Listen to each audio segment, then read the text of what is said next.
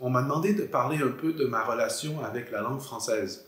Comme vous l'entendez, je suis francophone.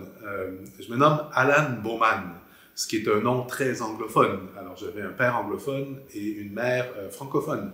Mais on parlait français à la maison, on ne parlait que français, alors j'ai grandi en français. Je fais partie du quart de la population du Canada, donc 25%, le quart de la population. On a presque 40 millions de citoyens au Canada maintenant, donc entre 8 et 10 millions de Canadiens parlent bien français et le parlent couramment. C'est la langue qu'ils utilisent à la maison, au travail, alors le Canada est un pays francophone.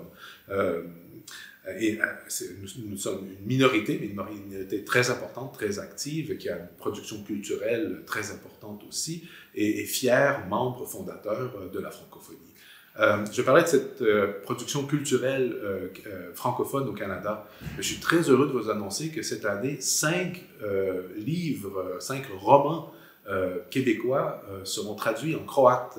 Alors, j'ai les versions françaises ici, mais je vous les montre rapidement.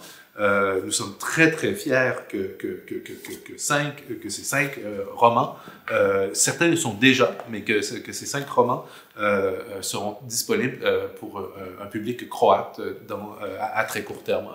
Il y a même un 6e recueil de poésie d'une autrice québécoise qui vient des Premières Nations du Canada, d'une communauté du Grand Nord. Alors ce n'est pas encore traduit, mais ça sera disponible, j'espère, en 2022, un peu plus tard cette année. Alors, on m'a demandé de vous raconter une anecdote sur ma relation avec le français. Vous savez, Alan Bowman, qui travaille dans un ministère des Affaires étrangères, plutôt anglophone, parce que la majorité des Canadiens sont quand même anglophones. Les gens ne savent pas que je suis francophone. Quand on voit le nom, tout le monde pense que je suis anglophone.